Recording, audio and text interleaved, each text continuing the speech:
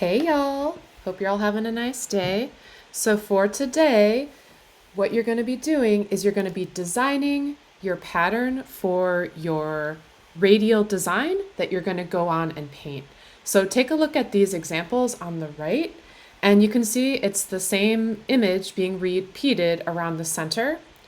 This one, the one up top here, this has 4 different pieces. The one at the bottom has 8. And so you get to pick if you want to do the one that repeats 4 times.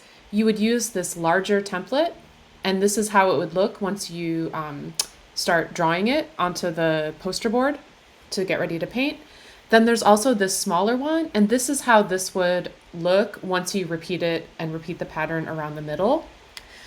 So decide, or you can pick one or both and just start brainstorming and planning your sketch. Think about, you could make it representational, meaning it could be a face, it could be a person, an animal. It could also be abstract.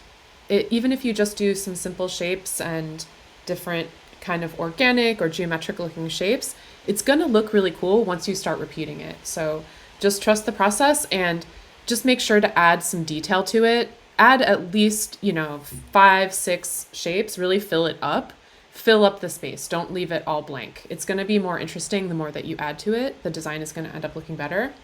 And then keep in mind when you're drawing, you want to pay attention to the edges here. So around these edges,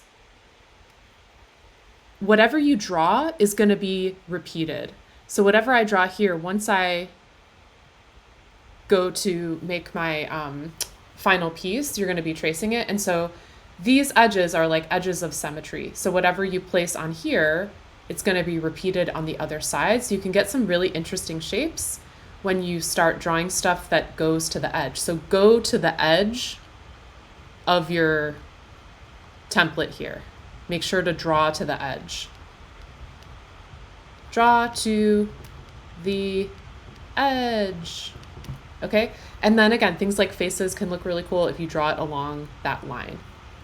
Again, it can be geometric, it can be representational. You can use your Chromebook to look up some images.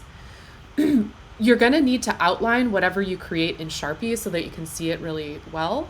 So try to think of what you wanna do for this, make it an interesting pattern. If you do finish today, then you can start on tracing it using one of the light tables. And so the guest teacher has the light tables behind the tech station. So you can ask for one, you have to plug it into your Chromebook. But if you are ready for that step, we're using this square poster board to do your final on. So you can start tracing it if you get there today.